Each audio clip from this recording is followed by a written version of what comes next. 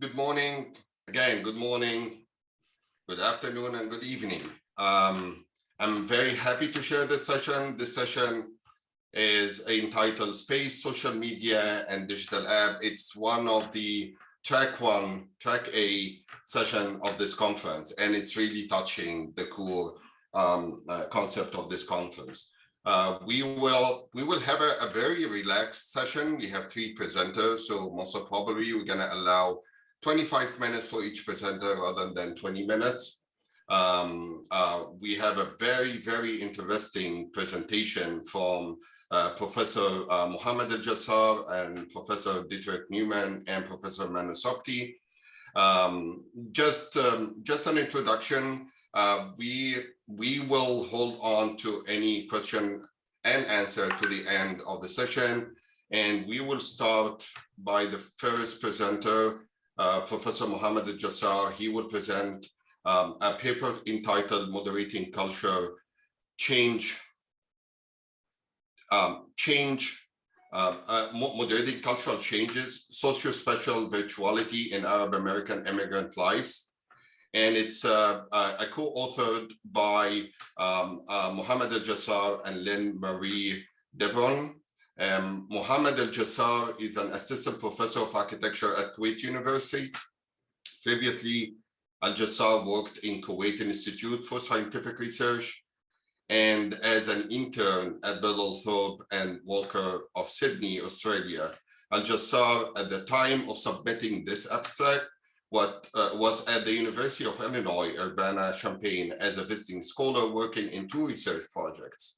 The first is the physical and virtual socio-spatial identity of Arab American immigrant, and the second is gentrification of historic markets and its impact on identity in the age of neoliberalism.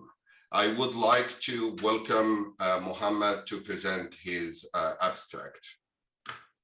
Thank you very much, Professor Hisham. I'll share my screen and let me know if, do you guys see my screen now? Yes. Yes, we can see the screen. Perfect. So thank you for the introduction. The title of the presentation is Moderating Cultural Change, Socio-Spatial Virtuality in Arab American Immigrants' Life. As you mentioned, it's a paper that I've been working on with Lynn Dearborn from the University of Illinois, Urbana-Champaign. It started with my sabbatical 2.5 years ago, and actually we're still working on it due to multiple things, including coronavirus situation. So special thanks also to Ali Hiravi. He assisted us with the Qualtrics as well as SPSS program. I'll start with a blog writing in a blog posted on Arab American website on March 14th, 2018, titled "The Secret Behind Arab American Obsession with WhatsApp, What's Up?" The writer suggests that Arab Americans like to keep in touch with their loved ones. Of course, this is with all immigrants. They like to keep in touch with their loved ones in whatever means they have. He adds that because of WhatsApp offers free communication and messaging through Wi-Fi, it has become the favorite means of communication for Arab Americans. He continues, WhatsApp is the hero who saved families from being separated and helped them know each other more, even if they are in different parts of the world and have never seen each other. For us, this is unquote, for us, the hero for the immigrants is the ability to socially connect with family members around the world, collapsing time and space into an instantaneous socio-spatial virtual event, allowing the immigrant to feel much more connected with their original homeland, unlike earlier, in this case, Arab American immigrants. Quickly, I'll go over a brief history of Arab American immigrants.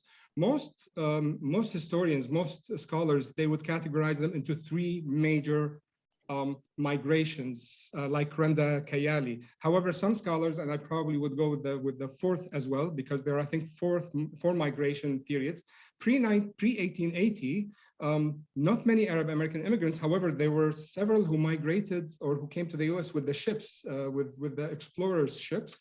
They were the navigators, and they settled in the Americas, and they intermarried with Native Americans. Between 1880s and 1930s, It was characterized by mostly people from Levant, some from North Africa, as well as Yemen. In the early 20th century, a large amount of Yemenis came to the US. Between 1930s and 1965, it's characterized as a little bit slower migration process, mostly people escaping wars from the Middle East. From 65 until present, it's mostly characterized by multiple dimensions of people. There are people who are escaping wars like the 1990s, 2003, but there are people who are, for example, students who have migrated to the US and then settled in the US and so forth. Arab American homes, most scholars have addressed, some scholars I should say, have addressed the importance of the home as a place where it becomes a refuge for these immigrants, and they try to recreate their home environment, because especially those who have just migrated from one culture to the other and the culture shock. So one way to feel comfortable is to actually recreate. And I'm going to quote from Sharif Amour in 2006. He writes, "In order to compensate and alleviate their alienation from their place of origin, Arab American Muslims," he was focusing on the Muslim community, "try to recreate their homeland's way of life by imitating its interior spatial organization or space organization and borrowing artifacts." It's recreating the home environment that they left behind. That becomes the comforting zone. That becomes where I can come back to my home, but it's in the US. What happened to the communication with the homeland? If we're looking at pre-1880s, there is no evidence of communication, only just minor anecdotal stories of those Arab who migrated and settled and married or integrated with Native Americans. Between 1880s and 1930s, it's mostly letters. And if you're lucky and have the ability to have a phone or able to pay the phone, then maybe phone calls once in a while. From 1930s onward, the means of communication, of course, increased. We're talking about not going back and forth to the home. We're talking about talking on daily, weekly, or monthly basis. So phone calls, letters, of course, cassette recording became very popular in the 1970s and 80s. That kind of disappeared now. However, what we are interested in is the recent years, voice over internet, video calling. How did that impact our communication with the homeland? And how did that impact our perception of the new home that we're settling in, the new home that Arab American immigrants recreate in their new homeland? There are some literature on Arab American immigrants, but most of it focus on the social connection that they create as a network within the Americas or within Canada. For example, the Arawi, Facebook and virtual nationhood, the social media, and the Arab Canadian community, or the internet discourse of Arab American groups, a study of website linguistics by Hussein. There are other studies, not Arab American immigrants, but other immigrant communities, such as the Indian immigrant communities, that have addressed the issues of communication between them and back home. Also, an interesting study that compares the Iranian community in the Netherlands versus the Turkish Kurdish community in the Netherlands, and how they use the virtual space to connect with their family back home. What we are interested in is Arab American immigrants and their connectivity to back home. So with the advent of contemporary technologies that allows individual to visually connect with almost anyone around the world at any time, there is a possibility, and I'd like to emphasize there is a possibility that immigrants, especially recent ones, might not have the urgent desire to alter their new home in the host country to look like the house they left behind. I can see my home back home almost on every day. Do I need to replicate that or not? This was the starting point of our research. And of course, we went into phases of this research. So we were interested in what is the relationship between the ability to connect with family and friends back home in the country of origin through video calling, and the need to make changes to the home in the host country so that it looks like the one we left behind. When we started the research, this was supposed to be it's a mixed use, but heavily based on qualitative research. with some quantitative. However, things change with coronavirus, and we'll go over that. The Arab American National Museum was of a great help to us. Arab Community Center for Economic and Social Services, also we've communicated and they've helped us distribute our research. There were a lot of contacts with different churches and mosques in the early stages when I was doing the qualitative interviews. That's before coronavirus. I was able to start with 2 churches and 2 mosques, mainly between Chicago area and Detroit, specifically Dearborn, Michigan. However, that completely changed when by March, and we received a letter from the university asking us to stop any face-to-face interviews or any ethnographic research that is based on site, that we meet people face-to-face. So we waited for a month, assuming that the coronavirus will disappear. Wrong assumptions. But by April, we started switching to a heavily based on quantitative. We decided that we're going to switch it to quantitative research and with some qualitative evidence. We're still hoping to go back to qualitative research because it will give us an in-depth analysis. However, we generated a questionnaire that was 74 questions. I know it sounds a lot, but actually you don't take the 74 questions. It's a tree. Depending on the question answers you take, it will take you to a different group of questions. The average person would still answer about 50 questions. That's pretty a lot also, especially if you're asking people over the internet to answer it, which we've had some difficulty. So we created brochures.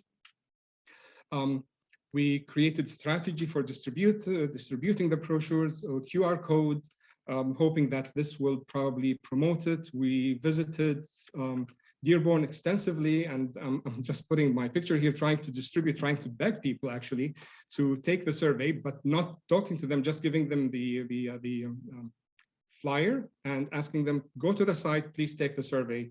I was only able to do it outside of mosques and churches, and as well as outside the supermarkets. However, we only were able to collect 197 respondents. 65 of them finished 80% or more. The survey is still going on. We're still hoping to collect more information, and we're changing our strategy with more intense incentives. However, nonetheless, we do have some initial results that are actually interesting, and we do see some patterns that are emerging in our research.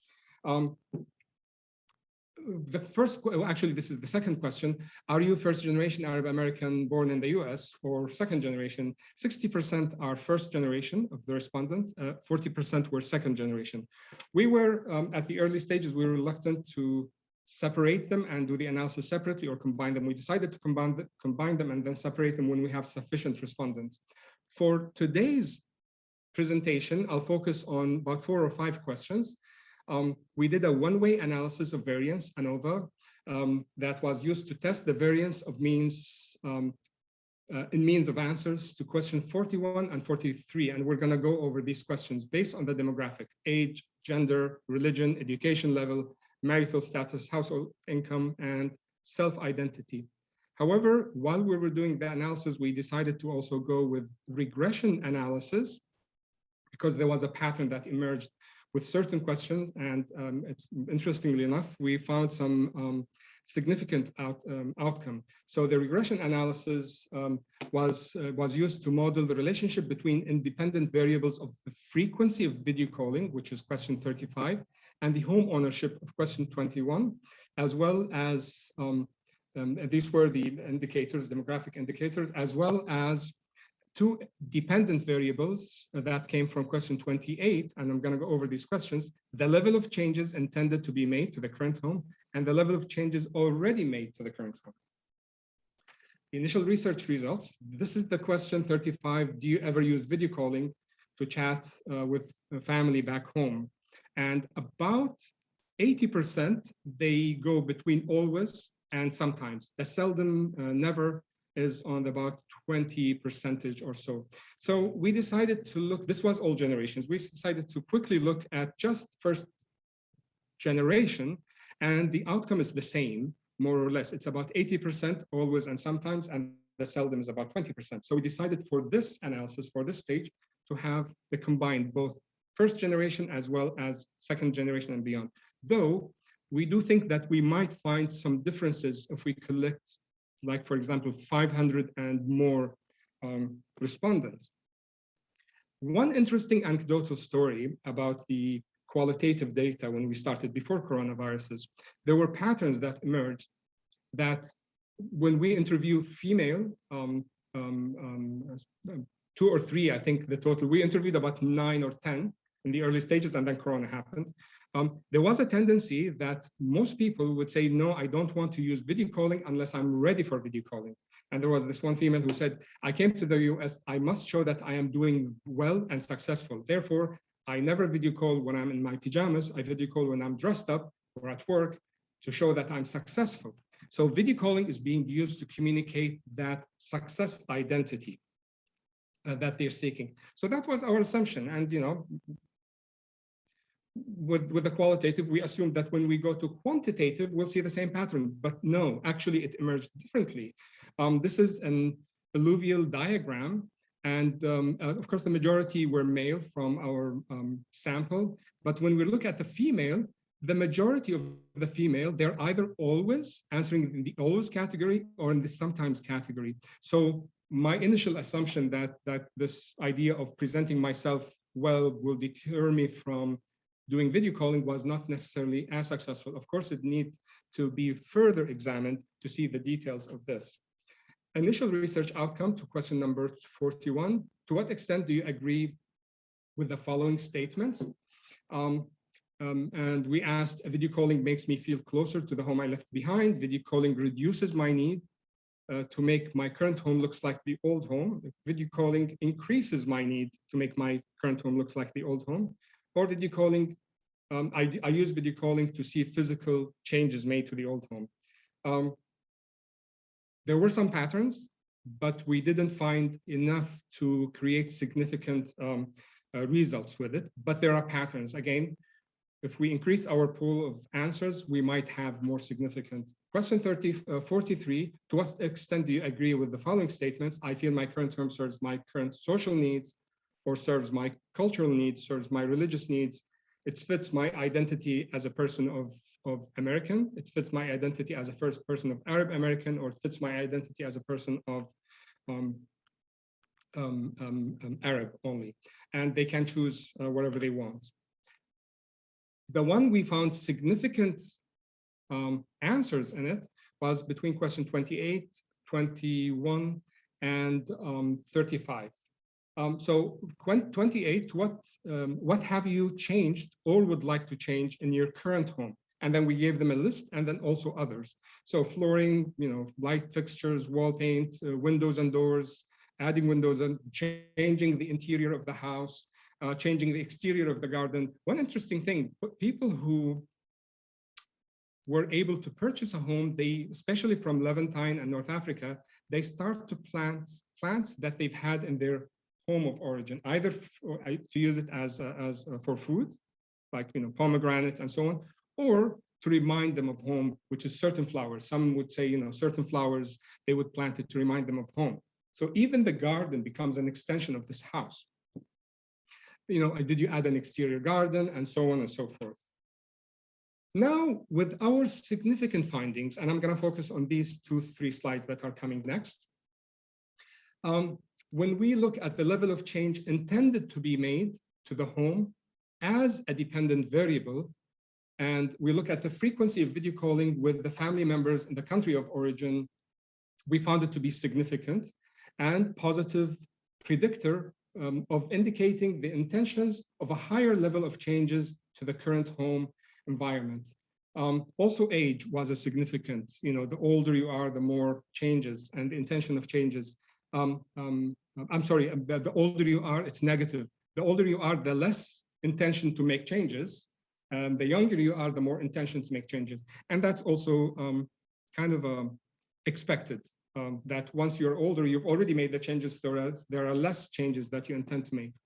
But the frequency of the video calling and the intended changes, that was one significant.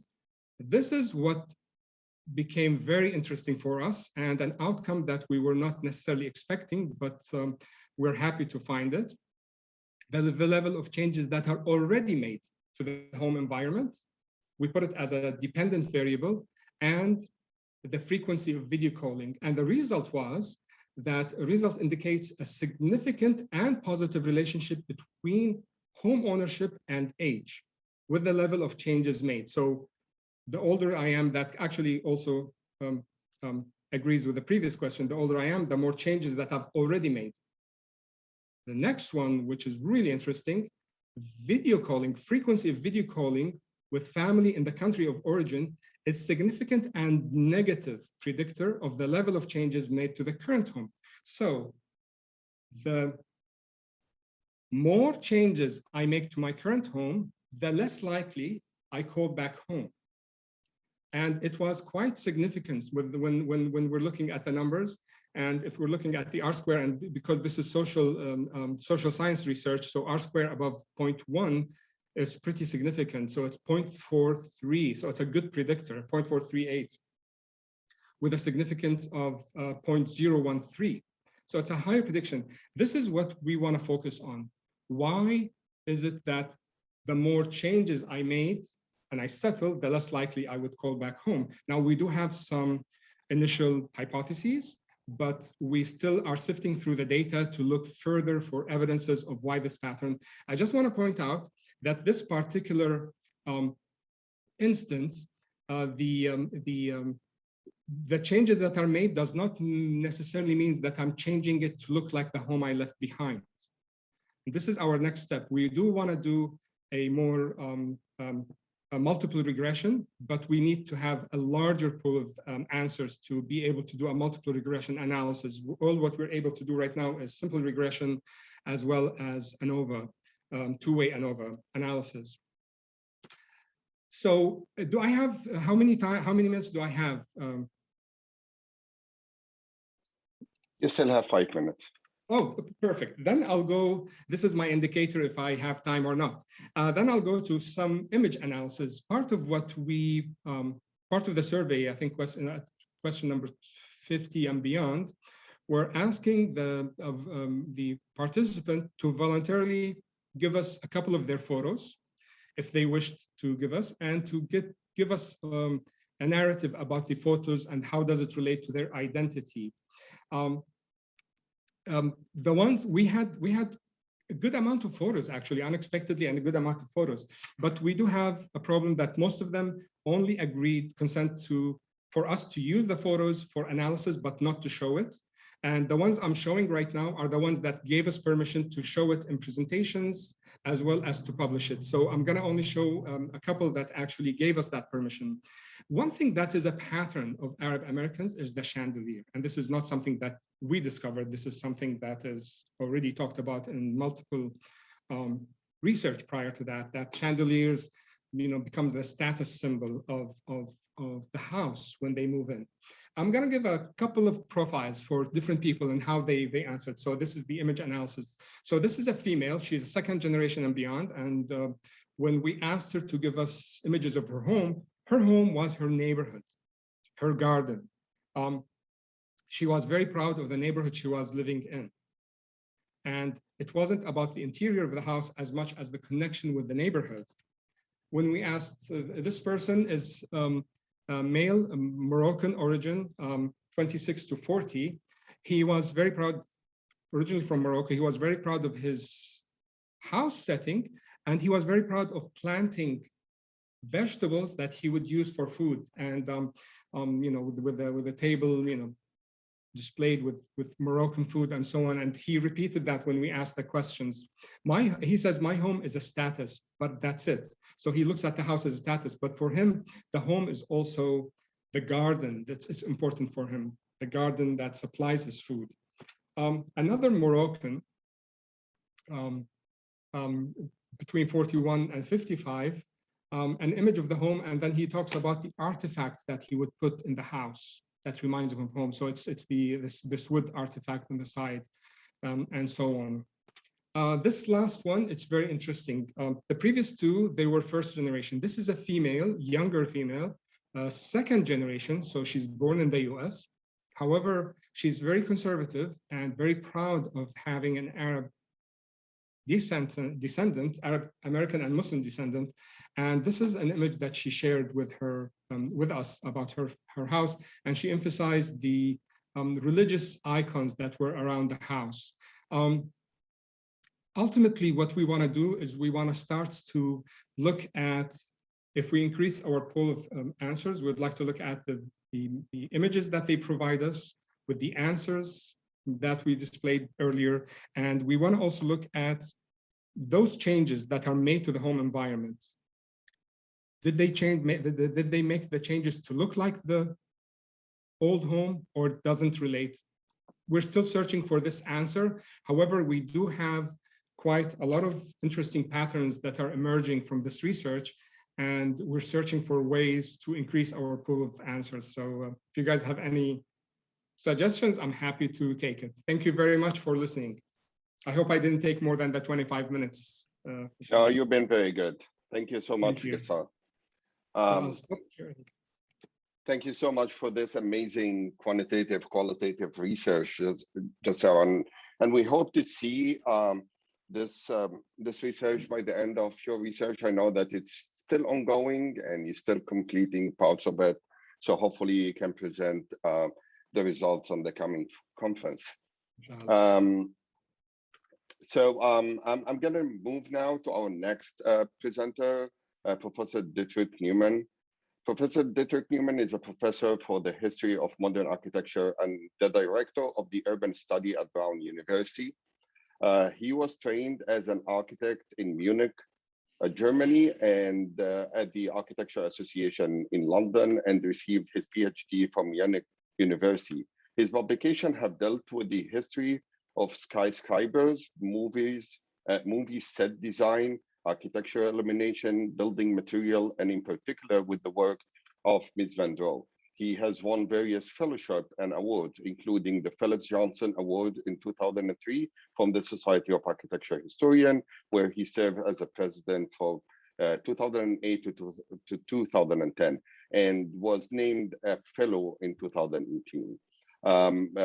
Professor Neumann will present an abstract entitled Travel Replacement in the 19th Century, Panoramas and Stereo Photography. And I'm very happy to welcome Professor Neumann.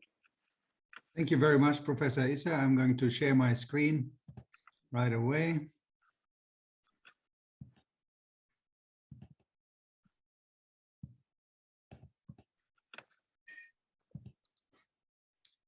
Can you all see it as you, do you have full screen of my image? Yes. Yes. Yes, as you can see, I changed the title a little bit to The Conquest of Ubiquity, Digital Echoes of Virtual Traditions in 19th century panorama and the flaneur. And I wanted to begin, of course, by thanking Professor Hisham Issa for the introduction, for leading our session, and my friend, Professor Nazar Al-Sayed, whom I haven't seen in a while. It's really a great pleasure to see him again. I wanted to, following the theme of the conference of virtual traditions, I wanted to double up on that title and present a case study of how we continue the tradition of certain virtual experiences in the past, mostly in the 19th century, with new technologies today, and suggest that there are things we can learn from the old techniques, and also suggest that we should engage them more. I'm talking about the art form of the panorama. We'll mention the notion of the flaneur, and both, as I will try to show, have been eagerly embraced by the internet and new technologies. Walter Benjamin, the German philosopher, is a really good starting point. In 1935, he worked on two important essays that many of us have had to read in architecture schools or in lectures on philosophy, etc. One is called Paris, Capital of the 19th Century. And here, in a nutshell, he presented a new materialist Marxist approach to history. He wanted to read the century not through great men and important battles, nor artistic or architectural masterpieces, but rather through typical commercial architecture, such as the arcades with their steel and glass roofs. Here's an example. He wanted to introduce the notion of the flaneur, the idle stroller. Here's a quick look at one of those arcades, the Passage des Panoramas in Paris. I took that photo there and just give you a quick look at this very sort of utilitarian architecture that he chose as a symbol of the 19th century in Western Europe as he saw it.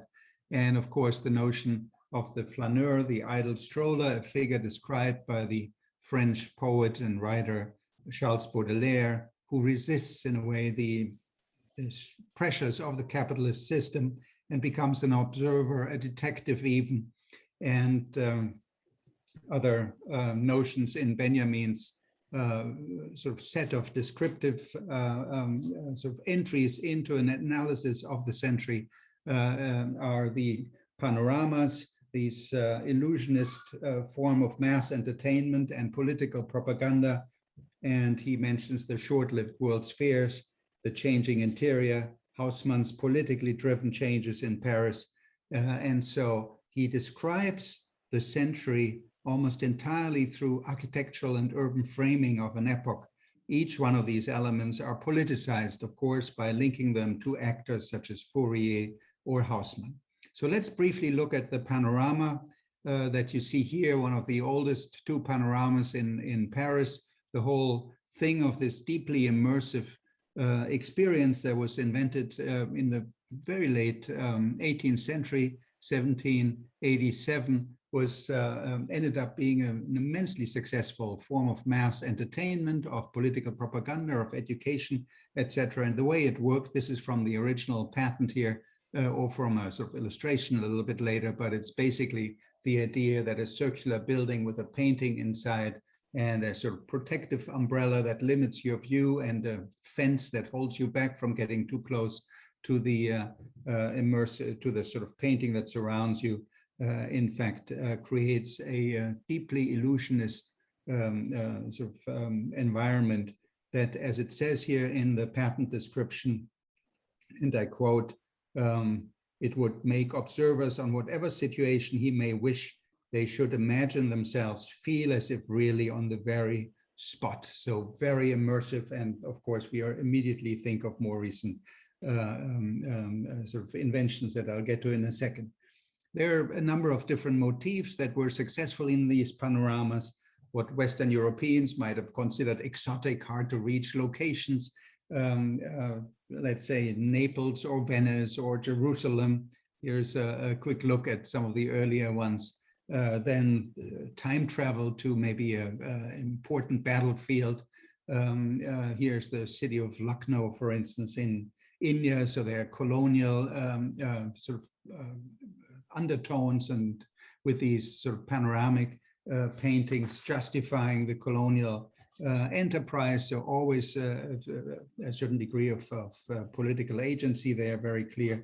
And then there are other panoramas that in fact connect you to the local city by putting you on a spot that you couldn't reach on your own, like a very tall tower or the top of a minaret looking down on a city.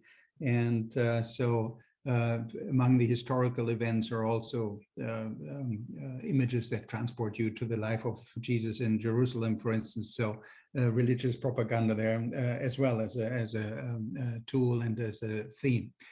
The response to these panoramas is quite interesting. If we look at a number of quotes in the contemporary press, here's the London Times that talks about there are aspects of soil and climate in great panoramas, such as those of Mr. Burford that I just showed you, are conveyed to the mind with a completeness and truthfulness, not always to be gained from a visit to the scene itself, suggesting that this sort of artifice in fact, beats the actual experience, which is quite wonderful. It goes even in another quote here a few years later, even stronger, saying, you know, the sort of pleasure and easy access to this imagery in your hometown in panoramas, in fact, beats all the sort of dangers that come with traveling very far. And so in Leicester Square, you can in fact, experience something without all the drudgery of traveling and the dangers. But there's also a great idea that, in fact, there is an enormous educational tool of great value. And this is something I want to come back to the love of travel is inherent in mankind, but the occupations of life preclude its gratification. He therefore, writes someone in 1849, who by means of panoramic exhibition makes travelers of those who would otherwise tarry at home, is no ordinary benefactor to his fellow creatures. So these panoramas became indeed ubiquitous, and I'll just quickly show you one or two examples of how they would work. This is a fairly little known one in Prague that still exists, and it shows the Battle of Lipany, shown, of course, as always, these depictions are from the sort of one side of the winner. In this case, in fact, the Battle of 1434 that ended the Hussite Wars and secured the Kingdom of Bohemia.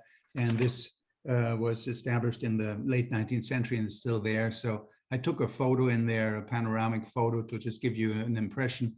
This one here is not quite as perfect as a building because it has columns that interrupt the flow, but it has this nice element that happened to be missing in the ceiling, which shows you how the daylight, in fact, is led to the walls that carry that continuous image there. Or here, my favorite really is the Mesdag panorama by Henrik Willem Mesdag, a sort of painter of maritime scenes, brilliant man, which was painted of a beach scene in Scheveningen, suburb of The Hague. And Mesdag wanted to protest the beginning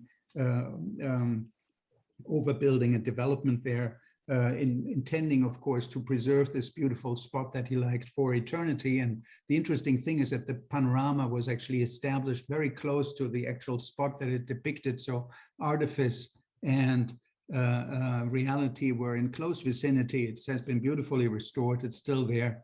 This is what it looks like. Again, of course, as a viewer, you are protected visually from seeing the skylight. And so the whole thing is much more impressive and miraculous. And this was done in 1877.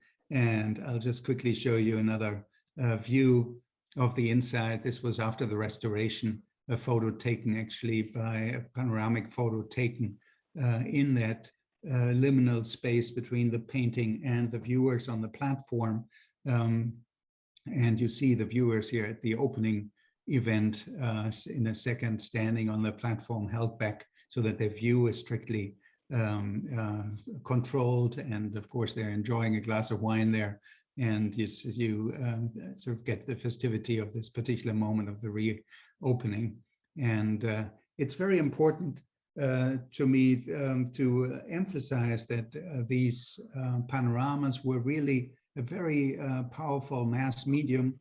In many major cities around the world, you could find them. They were finally replaced at the end of the 19th century by the medium of film, and of course have almost all vanished. There are about 11 or 12 that are still there, but they have also been revived. There's a big panorama in Istanbul, for instance, also with political agenda that was built about a decade ago. One of the great little, this is just an aside, is a great little anecdotes to tell of the Mesdag panoramas. One of the first names in the visitor's book is Vincent van Gogh, who comes and is thrilled by what he sees. And he writes to his brother after the visit to this immensely convincing, immersive environment. He says, "Mesdag panorama is the most beautiful sensation of my life. It has just one tiny flaw, and that is its flawlessness." He wrote in 1881, still early in his career, and we can sort of speculate that this tension between what was out there on the beach just 10 minutes away and the translation into a work of art was something that helped him with his own ideas about art and moved forward his career. But I wanted to just quickly say that, of course, nowadays artists such as Menno Otten and Richard Raphorst have begun to engage the panorama digitally and have created works of art such as this one that introduces light and changing scenery and changing impressions of different periods in the year, such as the sequence of events that they created as a digital rendering manipulating the actual panorama. So the digital engages the 19th century virtual environment in a fascinating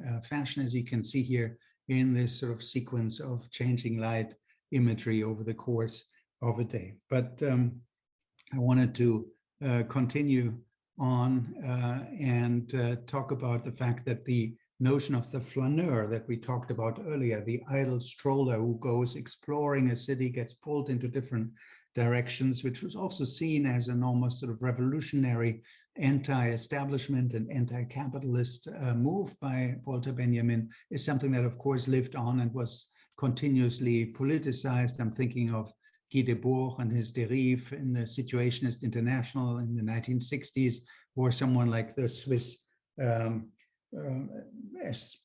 philosopher of aesthetics, Lucius Burckhardt, who developed a whole science of walking the streets and exploring and observing very carefully and slowly. He called it strollology as a term for this science. And so the flaneur and this notion, of course, very clearly lived on. But I wanted to come back to Walter Benjamin. In that same year of 1935, he worked on another essay, a famous piece called The Work of Art in the Age of Mechanical Reproduction that many of us had to read at some point in our university careers. And in the first publication, he prefaced it with a piece by the French philosopher and poet Paul Valéry, and The Conquest of Ubiquity, which I borrowed for my title here. In this piece, of course, as you all know, Benjamin argued for the powerful cultural and political revolution brought about by reproduction technology, mostly photography, and the new sort of practice that good copies could actually liberate the work of art from its aura and, in fact, make it available to everyone, and in that way sort of counteract autocratic regimes, even fascism. So he prefaced this by this piece by Paul Valéry, and I'll just look at it a little closer. It's quite wonderful. The last sentence here, as you can see in this quote, is, "For the last 20 years, neither matter nor space nor time has been what it was from time immemorial." He's writing in 1928, of course, thinking of Albert Einstein. We must expect, and his sort of, thought about time and space being connected, tightly connected. We must expect great innovation to transform the entire technique of the arts, thereby affecting artistic invention itself, and perhaps even bringing about an amazing change in our very notion of art. The interesting thing about this conquest of ubiquity by Paul Valéry is actually what follows after, which Benjamin did not quote in his essay at the beginning. It is one of the most astonishing descriptions and projections of its time, 1928. And when I read it to you, you'll see how it basically predicts the internet. Works of art will acquire a kind of ubiquity. We shall only have to summon them, and there they will be, either in their living actuality or restored from the past. They will not merely exist in themselves, but will exist wherever someone with a certain apparatus happens to be. A work of art will cease to be anything more than a kind of source or point of origin whose benefit will be available, and quite fully so, wherever we wish. Just as water, gas, and electricity are brought into our houses from far off to satisfy our needs in response to a minimal effort, so we shall be supplied with the visual or auditory images which will appear and disappear at a simple movement of the hand, hardly more than a sign.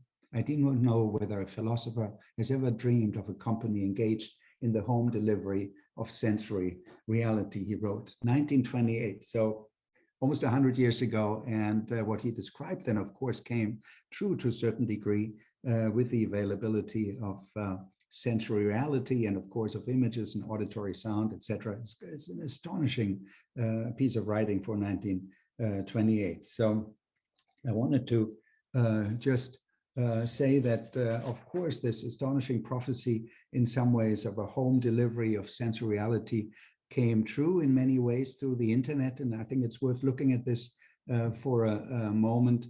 We all know about Google Street View and the availability of VR glasses, virtual reality glasses, and Street View is such an astonishing achievement that I think it has been sort of severely under-theorized, and I wanted to sort of suggest that more can be done in that respect. So it was actually invented in 2001, started as a prototype with Stanford City Block project that Google sponsored, and then became public in 2007. Was launched in the US, and then it was constantly improved. 2008 is when the face blurring technology comes in and it gets integrated with maps on the iPhone. The little Pac-Man icon is being introduced. Navigation inside panoramas, which are indeed very much similar to the notion of a fully immersive panorama of the 19th century, are being introduced. Interior views of businesses in 2011.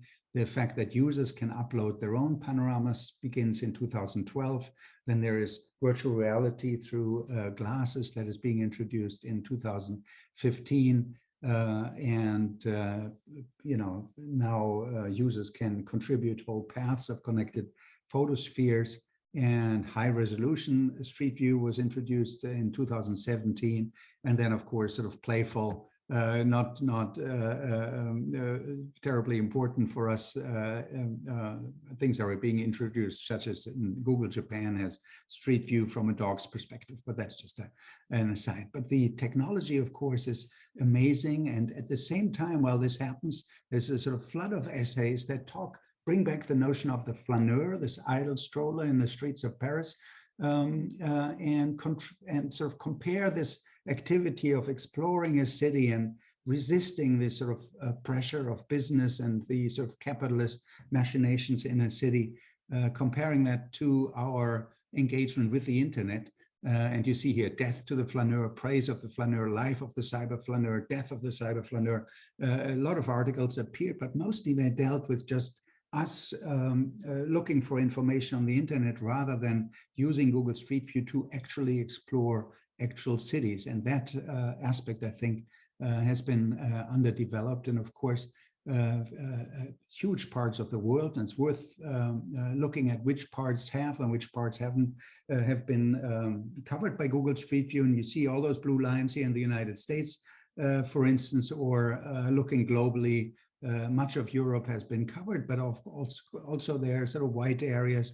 Africa hasn't been touched much, and other areas. So it always depends on the economic pressure that Google feels it can make use of through Google Street View. This is driven, of course, also by certain economic motivations. It's not necessarily driven just by the sort of excitement of discovery, but it comes with that side effect, which I think is very important for us. And it is also liberating to go inside, and I'm just picked a random city, Sucre, Bolivia, one of the two sort of government centers, and you can in Bolivia, and as many of you know, there was a certain amount of unrest. There's political unrest and about the recognition of indigenous rights in Bolivia, and a very complicated scene. And when you go in, you can immediately see that, of course, the colonial rule here is still readable through what was called the law of the Indies, these sort of square grid layouts of all the cities founded by the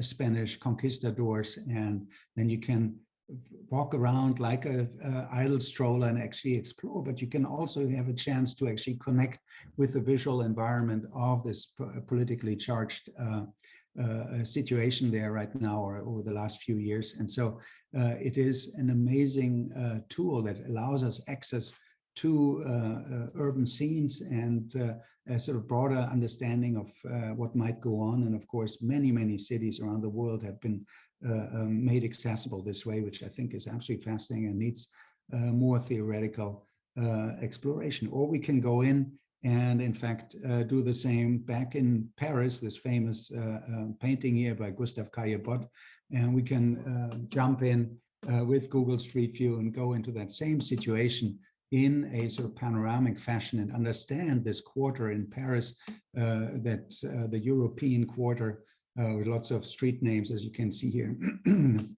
referencing Europe, and get to that same scene and realize that what is painted here in Haussmann's Paris is actually a new quarter rather than an intervention in the old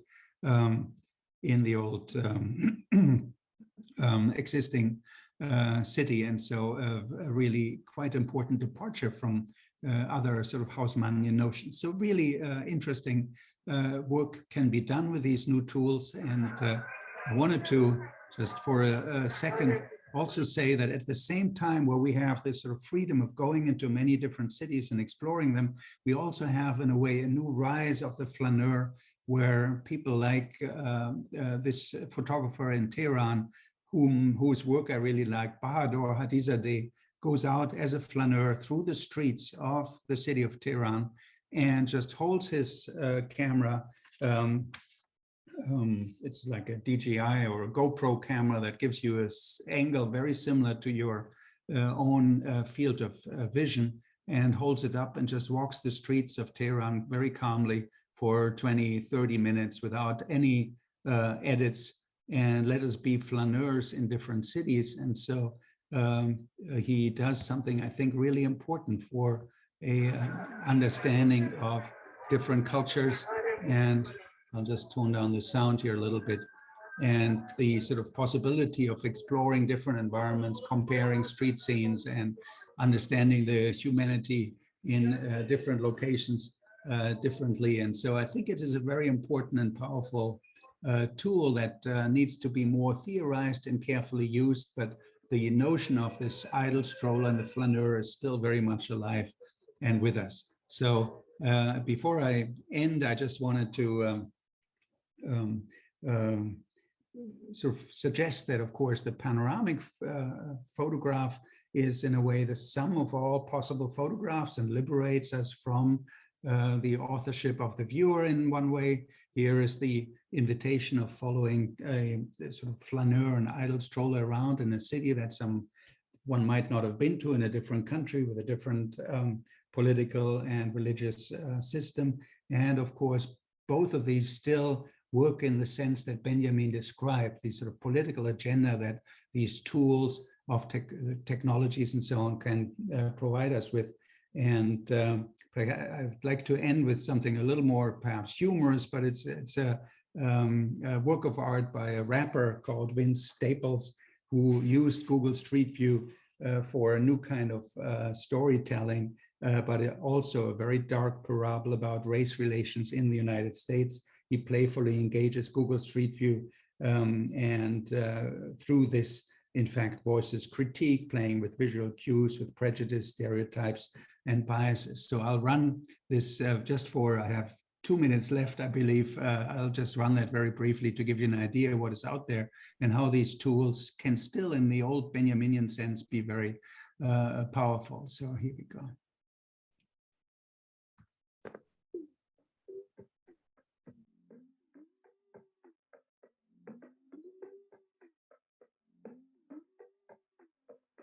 One time circling the block. Little buddy got murdered on the fly. 2 times, you know how he rock. You know who he knocked on, you know who he shot. You know how he come for nothing I got. Christian Dior, I'm Christian Dior. Made it up, let him just hit me door. Give a little money to me, now I want more. Don't be looking funny when we come up in the store. My black is beautiful, but I still shoot at you, dog. 2 pot them tails off. Watch out for the niggas in the lake, one more. Big shit touch, no watch, no big chains.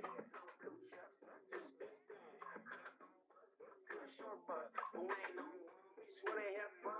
We don't wanna fuck up nothing. We don't wanna fuck up nothing. We don't wanna fuck up nothing. And we don't give a fuck about nothing. We just wanna have fun. We don't wanna fuck up nothing.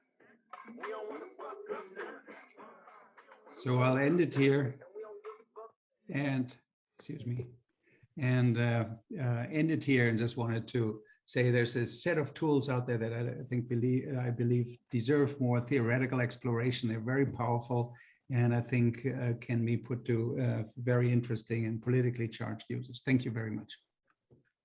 Thank you, Professor Newman, for this wonderful flaneur and the post-flaneur presentation and how it's interact with nowadays and so on and so forth.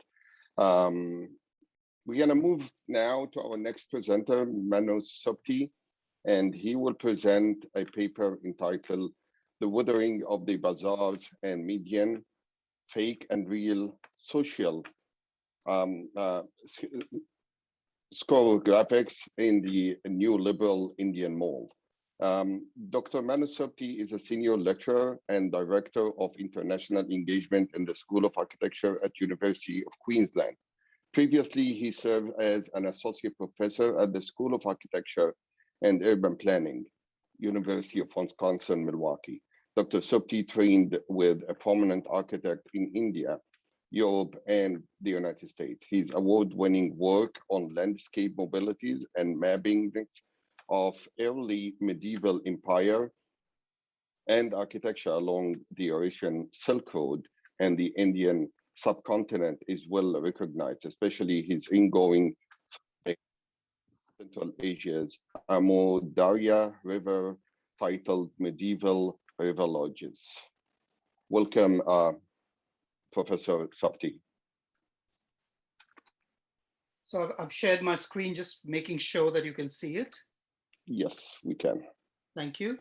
Thank you, everyone. Thank you, Hisham, for allowing me in this particular panel. It's wonderful to meet you. And two wonderful papers from Mohammed and Dietrich.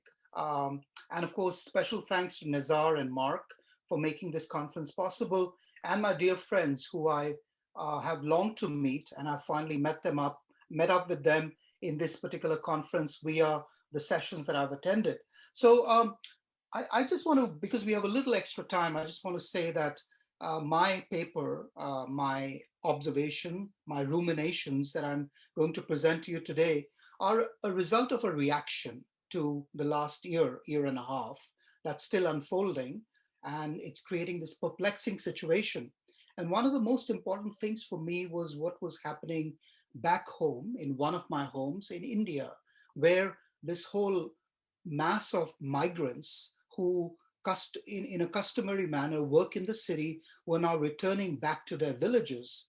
And I was concerned about their attachment to the city, the place that they had called home, and what kind of attachment it was, and what were the pressures of that kind of attachment. So in some ways, I'm talking about things that Mohammed touched upon, but in reverse, I'm talking about what they seem to leave behind, the kinds of associations that they make to certain institutions in the city. On the other hand, quite interestingly, I also link up to some of the things that Dietrich has brought up in his presentation, the whole idea of the flaneur, walking through the city, except in my case, I look at the flaneur as a disempowered human being, a disempowered migrant who actually walks the city and looks at its institutions. So that's where I come from. So my paper is divided into three parts. Part one, preliminaries. While it is difficult to grasp the essence of a city, its intrinsic identity resides in the sum total of spaces, temporalities, and countless transformations, inextricably enmeshed in tangible and surreal ways that define both the dynamism and instability of countless inhabitants. What is this self-defined essence for the countless Asian urbanities with their multitudes of inhabitants in the global south? What imaginary worlds are these mega urbanities moving towards? Will they ever stop growing or experience a self-conscious hiatus as they continually cover up layers of their concomitant past? Given our own struggles to position normative and largely Eurocentric models of urban analysis alongside indigenous and local ones predicting explosive growth across Asia, this brief expose today places no value judgment on the perplexing process of Asian making and unmaking. Instead, it provides for a tantalizing vignette of an unfolding phenomena, building upon the recognized urgency to position political discourse at the very forefront of artifactual processes in the city. It specifically interrogates the negative agency of neoliberal policies, including privatization, financialization, and wealth polarization, and the roles of these policies in the deeper subversion of meanings ascribed to space, place, and ownership that plague Asian cities today. It uncovers how and what spaces lose out via this complex process, and what new enticing temples of consumption effectively emerge, relentlessly forging a new elite via their cornucopia of goods. The formal and spatial changes rapidly emerging across Greater Asia, and specifically India, are of special interest to this examination, starting within the asserted context of unmitigated economic growth in the early 1990s, the scenario of cheaper production and ballooning capital flows unfettered by conservative nationalistic controls.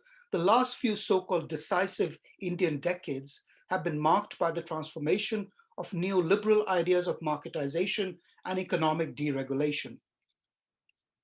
Economists and social thinkers have preferred to call this process as the notorious re-regulation in the interest of capital, wherein populations were expected to attain, quote, unrivaled prosperity and social justice, end quote, following these economic experiments. Instead, in the 2 decades since their introduction, global inequalities have increased sharply, with tremendous socioeconomic ramifications calling into question any neoliberal claims to raising general levels of well-being, and especially for the Indian poor. Within this emerging scenario, the traditional Indian marketplace, known as the bazaar or the haat.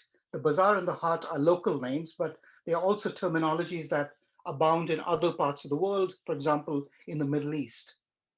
So within this emerging scenario, the traditional Indian marketplace, known as the bazaar or the haat, serpentine, labyrinthine, and lattice-like, has conspicuously withered and fallen apart.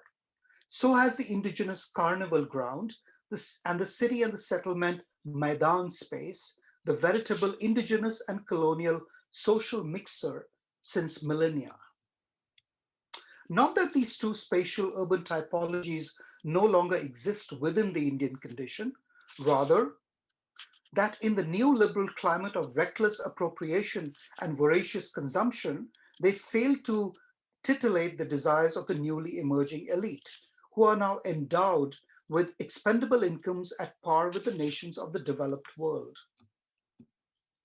In effect, malls in the Indian context are not merely far removed consumptive paradises, but also economic alterities where the fall of public man is woefully complete.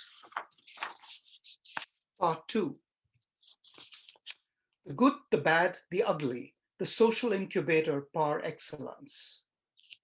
Towards unpacking Asia's newfound partiality to the notorious mall, I start by briefly interrogating how neoliberalization is actually transforming the fabric of Indian urbanity. The contemporary Indian city is a consumerist paradise, a place where global brands vie for attention, attracting chunks of the 1.4 billion population, especially those with incomes beyond the expendable GDP of US dollars 1,983. And this is, by the way, a figure from what the World Bank provides to us. Within this scenario, Delhi, Mumbai, Kolkata, Bengaluru, Hyderabad, and multiple others, India's largest megalopolises, are but relentless collations of mall-ridden shopping streets, developments that have systematically consumed the salubrious leafy property lots that once abounded within and outside the city centers.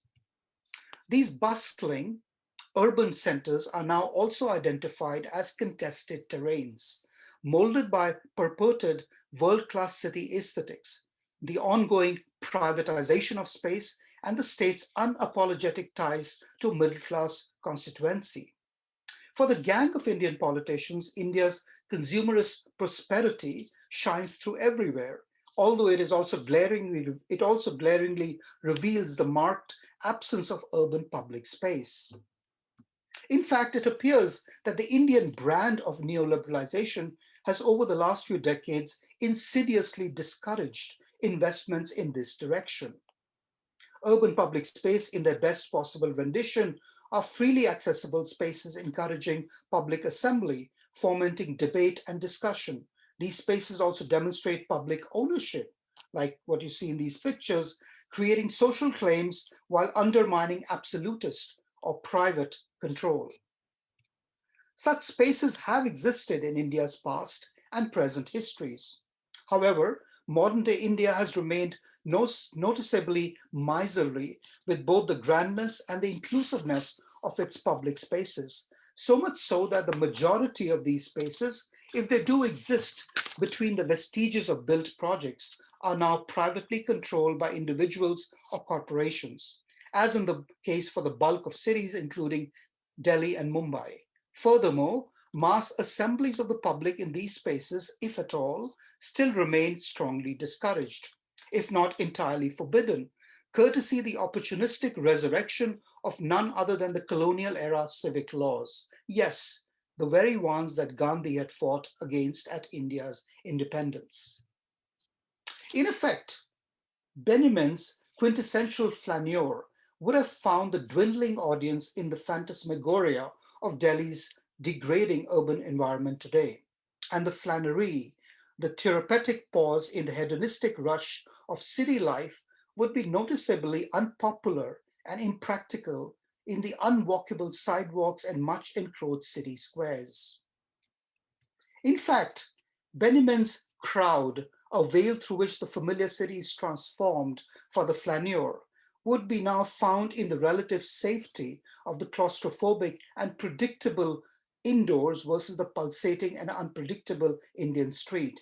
And if the formulaic and unmemorable mall, like you see in these pictures, now artfully masquerades as the surrogate urban public space of the Indian city, it also denudes choreographies of the real city space, replacing it with what could be best described as an Augean non-space. Beyond sanitized mall cosmetics, however, neoliberal forces also undermine how India's citizens behave in these removed urban public spaces. Most vulnerable are the Indian middle class, an economic social group categorization from the 19th century, and denoting a newly emergent group of people in urban centers founded by their colonial masters. Following India's independence and fast forwarding to the 1990s, this somewhat maligned social class has leveraged a major shift riding on economic reforms that incentivized private capital and encouraged foreign investment. It is this 20% of India's 1.4 billion something population that contributes as much as 66% of all retail revenues in the non-space of the mall. Mall environments propagate the relations between identity constructions of young urbanities, their practices and imaginaries, and the socio-spatial changes erupting within the city's multi-layered and increasingly gentrifying spaces. Cosmopolitan inner city life reveals the distinctions emerging between the young urban middle and upper middle classes and the familiar images of Indian middle class urbanity and global city living. In India's exploding metropolises, urban migrant villages emerge as the appropriate sites of tension in which the drastic changes following economic liberalization are starkly visible. In effect, for the migrant and mobile middle class, symbolic claims to urban space are expressed in the cosmopolitan, if not fake, urbanity of the mall. Furthermore, now that its shock value as a new obese kid on the block has normalized, the mall has actually taken on the guise of a new and therefore acceptable way of public life. In fact, beyond the typical mall complex's role as a functional and civic necessity of sorts, that is, in the marked absence of small-time street corner retail stores now conspicuously absent from India's contemporary urban scape, the societal constraints, formal limits, and extents of these outlandish creations are undeniably valuable urban real estate sites. Arjun Appadurai states that the theatrics of Indian cinema, and in particular popular Bollywood cinema, is viewed by many as an inferior imitation of Hollywood and perhaps as an apolitical vehicle of mass entertainment. In contrast, he reasons that this very cinema, with its intended and unintended trappings, could also be seen as an emancipatory and by extension a truly Indian aesthetic form. Bollywood cinema is then one of the main sources of an independent modern Indian imagery within a mercurial nation state. India's propagation of the soapy ideas of family, city, and nation are far more strongly influenced by the song, dialogue, and language of Bollywood than by the futile overtures of avant-garde art, literature, and politics. In very similar vein, the Indian mall too has insidiously evolved as a backdrop for a new normative and disturbing social choreography of widespread acceptance. Meredith McGuire, who documents the aspirational capacities of architecture in contemporary Indian urban space, argues how new public social spaces such as the mall actually embody acceptable practices of new middle classness, the aspirations of throngs of visitors riding on neoliberal economic trends now translated to a formal language. For the upwardsly mobile social classes emerging from smaller towns and villages, the public acceptance and self-conscious promenading at the mall is but a self-claimed rite of passage to the better things in life. These decadent and sterile non-spaces are then more real than the traditional and the sweaty street and maidan, wherein social identities are still brutally measured and marked by skin color, gender, accent, gait, and demeanor.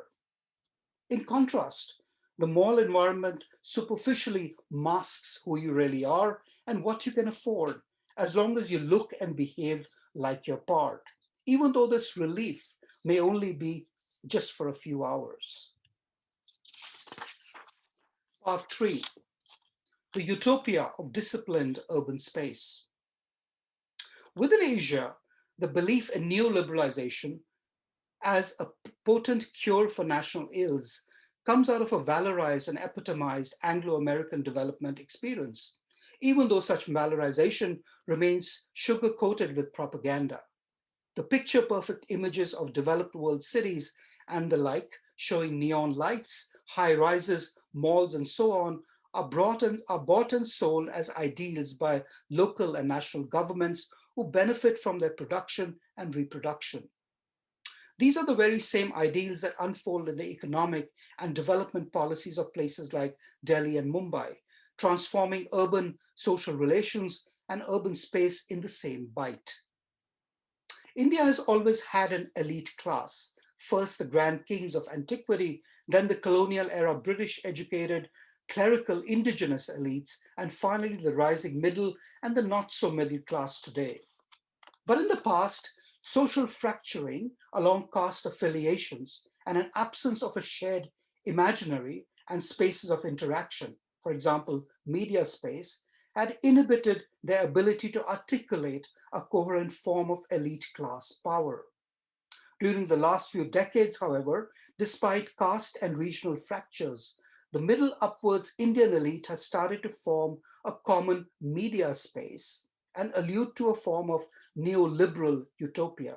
This dark unity is also reflected in their reimagination of city development, leading to the creative destruction of the cityscape and its social relations of production.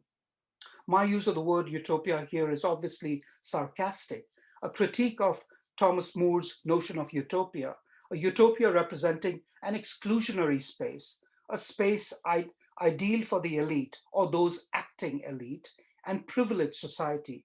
Those considered to be ideal residents or citizens have legitimate claim to the benefits of this utopian space, since they behave appropriately, while non-conformists are summarily excluded. This is how the multiple utopias have been materialized in the neoliberal planning of India's urban centers, where the mall is the utopia and the old-fashioned bazaar or the hot street is a heterotopia left in some distant time. According to David Harvey, neoliberalization has swept across the world like a tidal wave of institutional reform and discursive transformation, entailing destruction of prior institutional frameworks and powers, divisions of labor, social relations, welfare provisions, technological mixes, ways of life, attachment to land, and ways of thought. Within the Indian city, slum creation has additionally been accompanied by the militarization of space and the othering of populations unable to dress or appear acceptable to enter into these multiple malls. And you can see a sign of what you need to face when you get into a mall. This militarization is often manifested in residential segregation and in the overtly hostile reaction to how the poor use public space in contrast to the rich. City planners, however, continue to view slums more as a management problem than as a product of unequal development accentuated by neoliberal policies. New Delhi's current master plan recommends the curbing of agrarian migrations to the city's expanding perimeter, with a simplistic assumption that, quote, rural migrants, by swarming the city, ruin the quality of urban life by creating problems in housing and services, end quote. Within such a scenario, I'll leave you with a vision of the mall, the surreal space of make-believe choreographies, much like Bollywood, as the social kindergarten for the many born on the street and as a place to be punished whenever you cross the line. Thank you so much.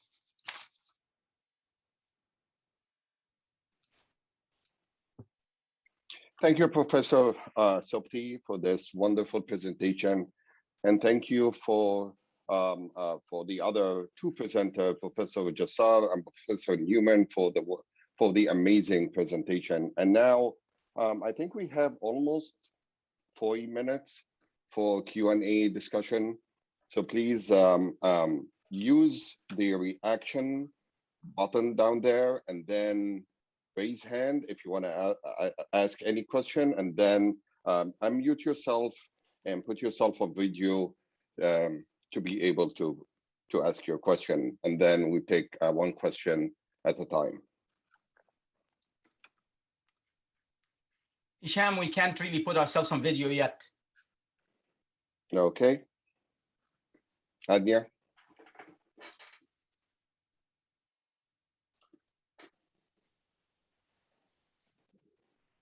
Excellent.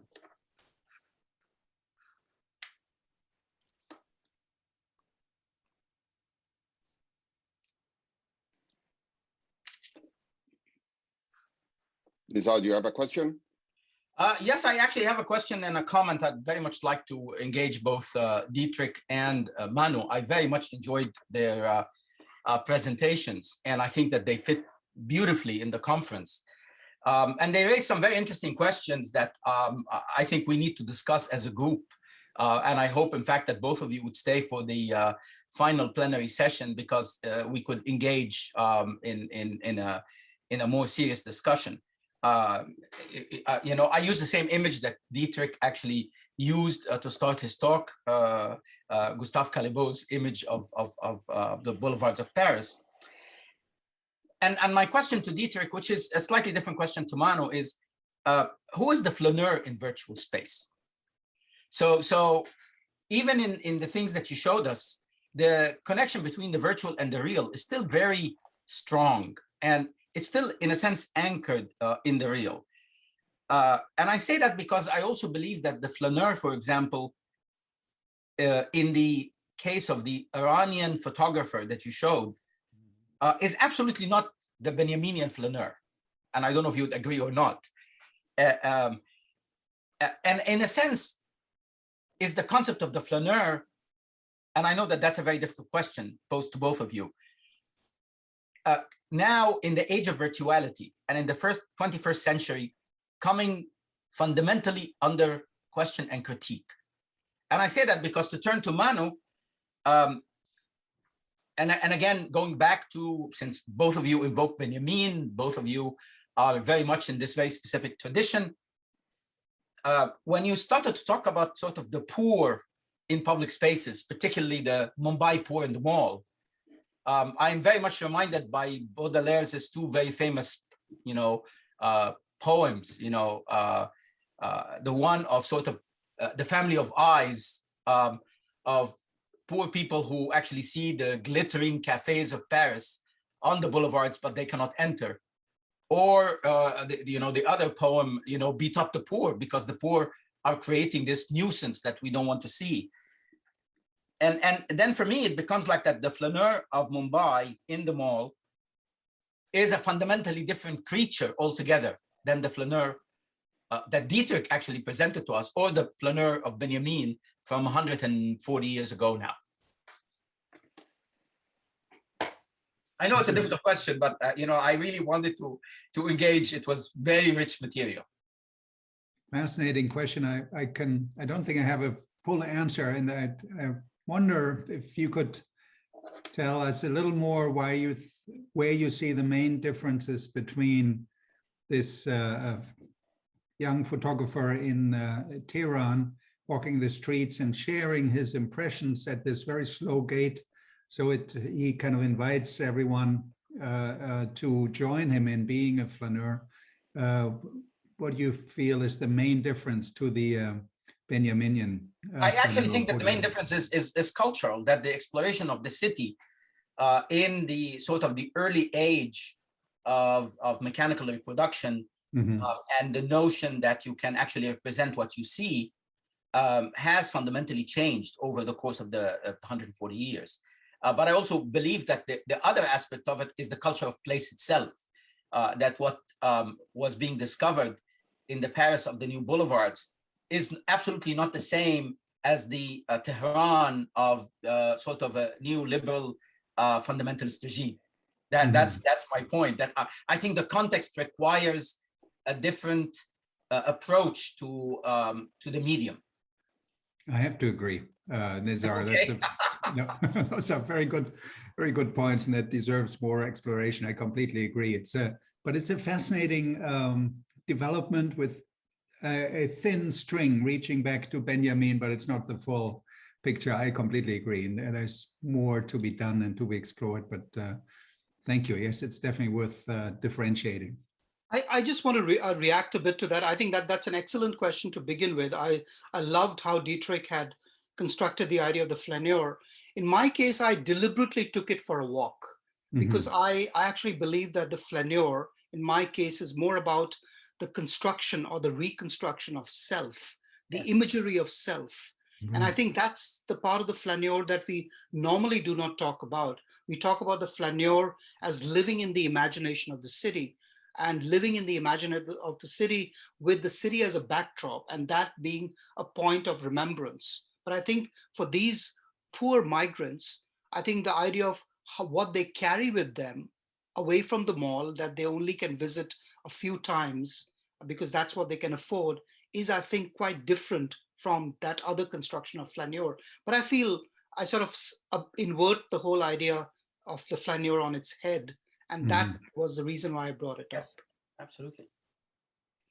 I might also jump in, Nizar, and connect a little bit for your question, because, and that's a question maybe for Professor Newman, because in Benjamin Fleur, it was a more representation of walks around the city to observe what is rapidly transforming of the urban space of the modern city, and so in a classical mean. It's using that kind of walk to maybe describe what is a certain urban experience. But nowadays, things are a little bit changing with the smartphone introduction and all of these technology. It creates a new kind of urban wanderer, I would like to describe, which can be called, in my opinion, a post-flaneur, maybe.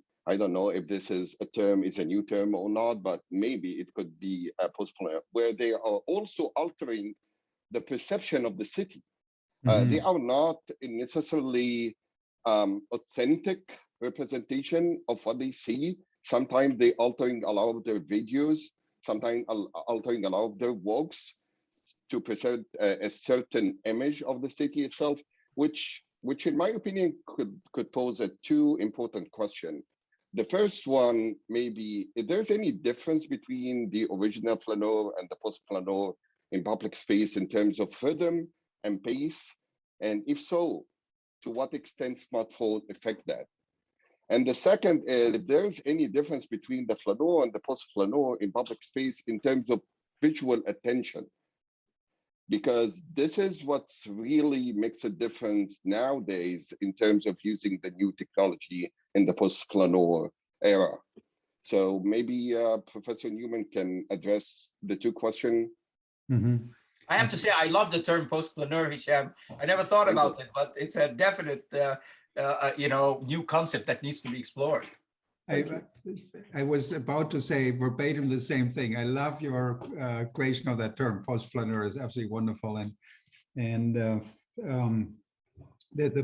we've looked at this man in Tehran, of course, briefly with my film clip, but there's also the other option of us jumping into any city of those who are covered by Google, and of course there's a digital divide, but it does, for me at least, in a sort of Benjaminian sense, liberate us to go to cities wherever we want and go around exploring, turning left and right and looking into shop fronts and so on through Google Street View, which I think is a sort of similar liberation to what Benjamin described in his work of art. So where photography makes work of art accessible to everyone rather than to only the few who can go to a museum and step across a threshold and do all those rituals that are needed. And so in that respect, I think there's still a strong connection, but I completely see the many differences we have to look at. So Professor Issa, you're absolutely right. And I hope this term will stay and be used by us, but it's a great, great important contribution. That's very good. That's very good. So again, let me check. Yeah, Montira has her hand. So let me ask her to start her video. Montira, you can go on. Unmute yourself. Unmute. Unmute, Montira, unmute. Yeah. Thank you. 18 months.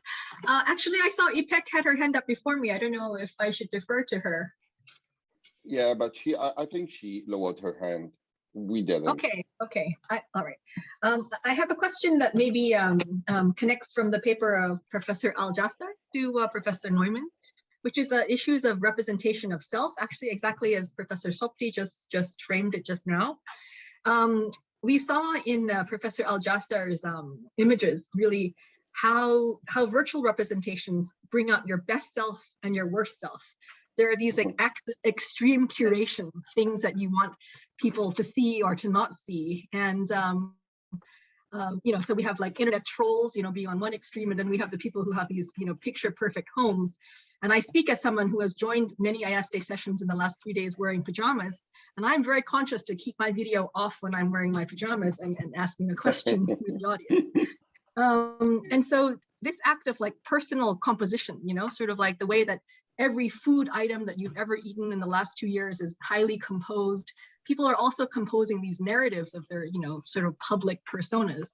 But then on the other hand, we have the other extreme, like the example that Professor Neumann shared, which is like the GoPro, the guy walking around the city with a GoPro, which is an absolutely uncurated, experience of the person's maybe interaction with the city, but in itself it reflects his views as well, what he's looking at, what he finds important.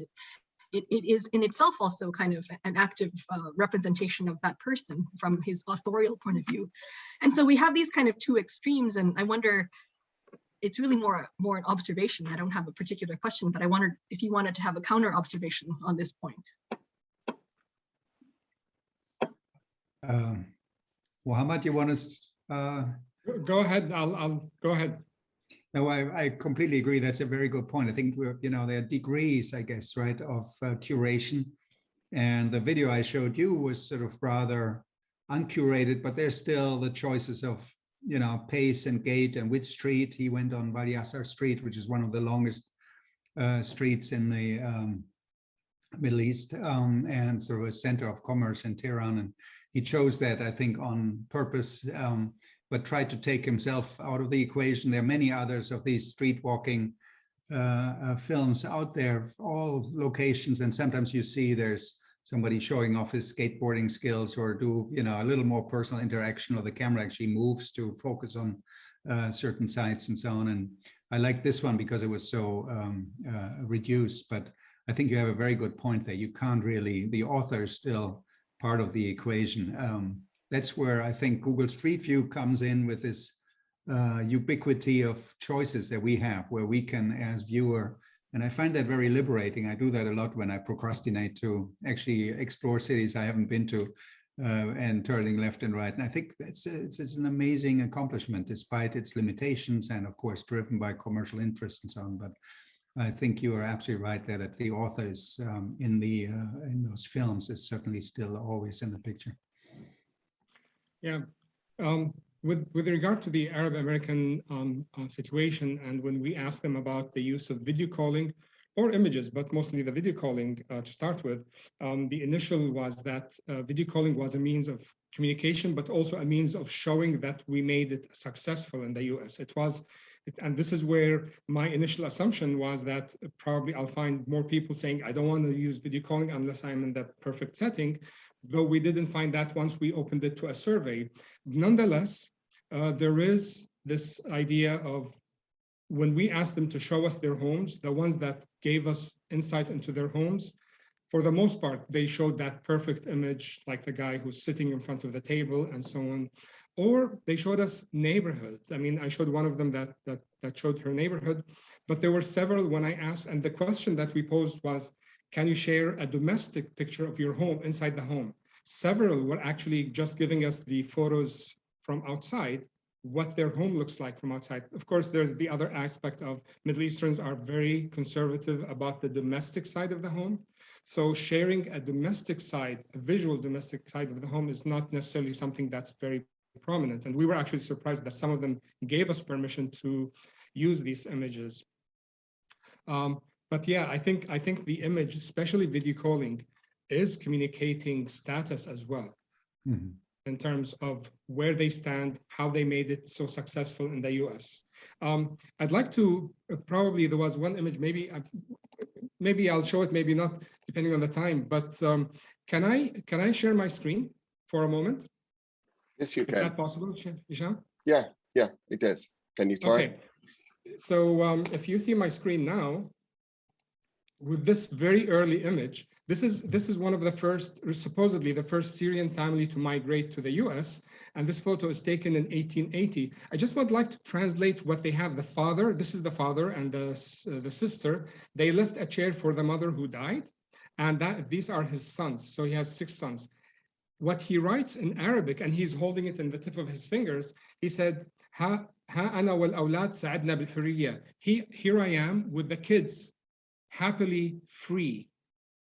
It's a communication, and this is a picture that he would send to Syria to communicate that I am successful, I'm free. Of course, most likely these were, actually they are Christian Syrian who migrated to Lebanon, lived there for 20 years, and then decided to migrate to the US, and they were escaping the Ottoman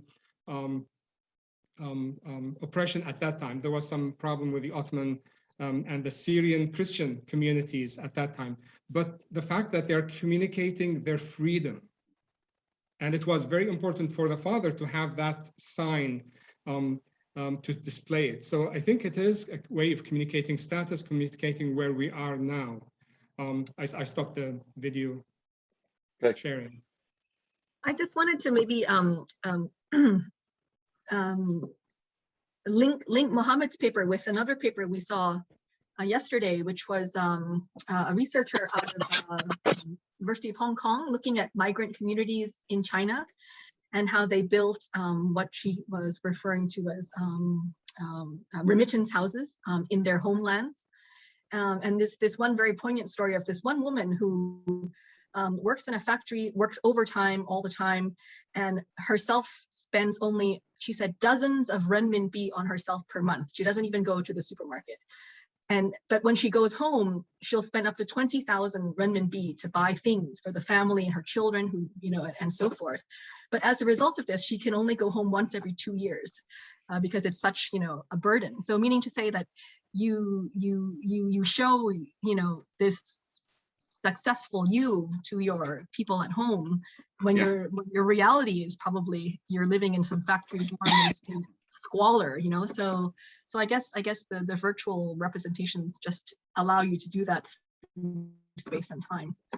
Manu, you have your hand Very Yes, good. please. I do have a question, and I will lower my hand, and then I will. I lower it already, so you Okay, can thank ask you. your So question. I actually had a question for Mohammed. Mohammed, I really liked your evidence collecting in order to talk about, how these generations leave their homelands and they come to other geographical locations and they carry the memory of home in different ways. And that memory of home seems to sort of gradually ebb away, as it were, and get replaced by other memories. I think it's a really interesting piece of research. And I've actually been very interested in that because in my other research, I've actually talked about, Afghans leaving Afghanistan at the time of the Indian Mughals and traveling to India to take up employment in the Mughal army and the way in which they remember homeland. And I was actually, the reason why I wanted to bring this up is because I think we as architects, we as people who talk about the built environment, for us, the built environment has a primacy. It has a primacy in the way it occupies memory. It occupies our imagination of self. But on the other hand, someone like Paul Connaughton in How Societies Remember would actually say that it's not merely the physical setting or the built environment, it's actually the choreography within that environment which is more important. In fact, Paul Connaughton would say that, the Karbala procession, or for example, the processions happening or the festivals and, the place where people are sitting in a room, and even the photograph that you actually showed of the father with the empty chair next to them is actually a bodily choreography that is resurrected in the absence of space that it is contained within. So is that something that was part of your questionnaire? Could that be something that's part of your questionnaire? So that was part of the qualitative side that I started in end of January, early February of 2020. And the intention was that I would, have several interviews at public places, and then those who allow me to go into their homes, then I would do more of an observation and interviews with the family and ask. And I was, in a way, we were trying to do a parallel between that and Lynn Dearborn's work on the Hmong community in Wisconsin, where she also observed the religious rituals and where do they put the altar and what happens to the altar and what are the processions. So we were initially, that was the case. When we were no longer able to do observation, we had to switch to something online. And in the online questionnaire, we do ask certain questions, and then we do ask qualitative, where we ask them to elaborate more. We haven't went completely through the qualitative answers yet, but we didn't integrate that as a core part of the quantitative part. It was initially in the qualitative part because it was much easier to observe and ask questions interactively. But yes, you're absolutely right. I mean, one of the things that always emerges is the idea of privacy. I mean, we did ask about that. We integrated that into some of the questions where we said, did you do any alteration to the privacy, because Middle Easterns tend to be more private. Living room is never exposed to the outside. It's, you never put, huge windows that are open to the outside. And there is, the tendency of having curtains or altering the house to, the back and, where for example, the Syrian, the Levantine community in Dearborn, their living room is in the basement. And that is for privacy reasons, but also because they use the main living room as a showcase. And it's the showcase that we keep it for outside. And there is a video, but I didn't include it here, but there's a video for a comedian who does a whole 10 minutes about the importance of that living space that's only for a showcase, and you never use it. So they never live in touch the basement. anything. Sorry? You never touch anything in that space. You never touch have to anything. keep it It's neat. only, and it's a story of success, and it's displayed that I am successful. But Mohammed, isn't that very similar to Kuwait? Yes, It's even in Kuwait, there is always this reception room that nobody uses. exactly. Yes, I know. Nobody uses it. Yeah. But It's you know all- what? What's interesting is because of Kuwait, the success story is not people migrating, is going from pre-oil to post-oil, and the success of the gain of wealth that happened in the post-oil. So I am able to have more than one living room. I am able to have more than one space, and we're having, that's another story where now we're having multiple living rooms in the house, one only for display that you only use it once a year, and the other for living room. And then there's the in-between that happens. But yes, absolutely, absolutely. One thing, if I may add, if we have time, one thing that emerged in Dearborn recently is the use of garage as a living space for those who want to connect between the inside and the outside. And it's causing problem for the municipality because it's illegal to have a living room in the garage.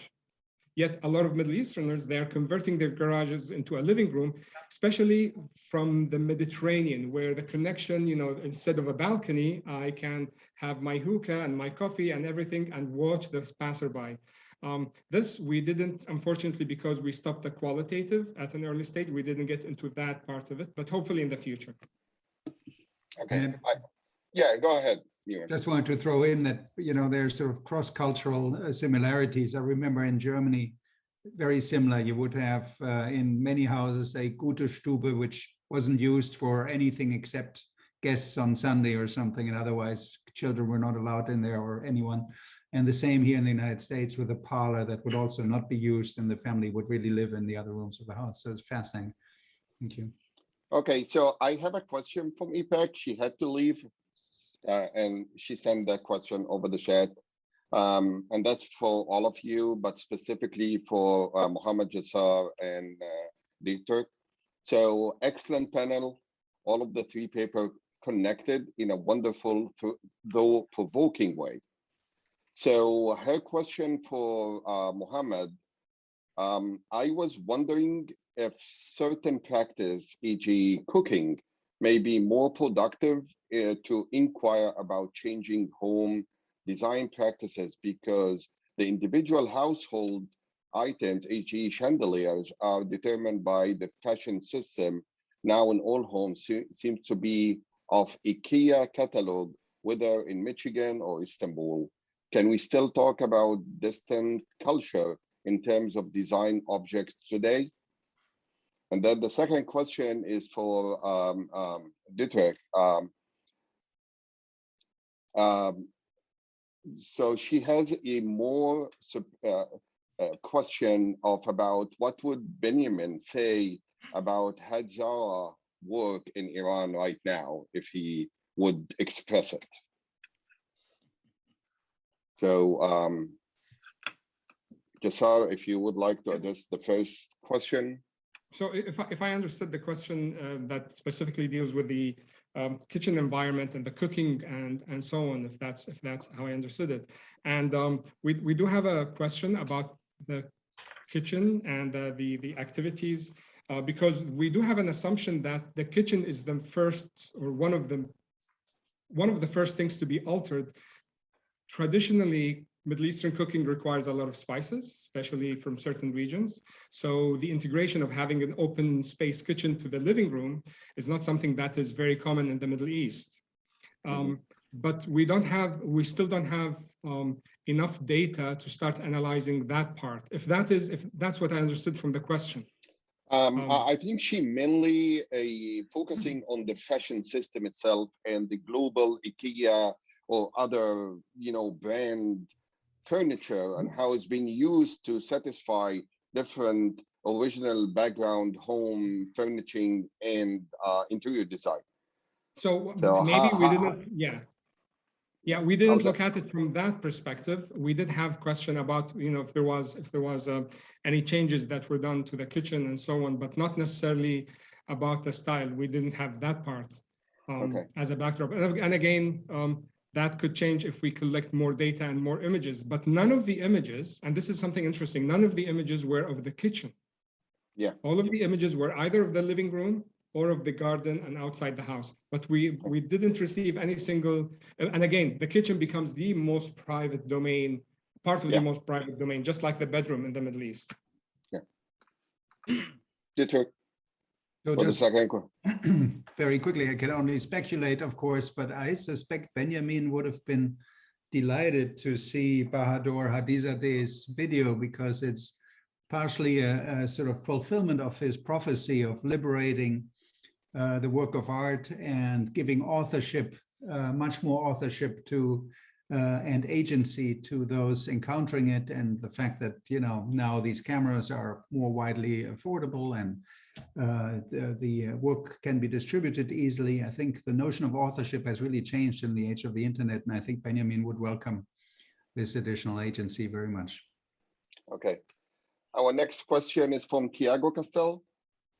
Tiago.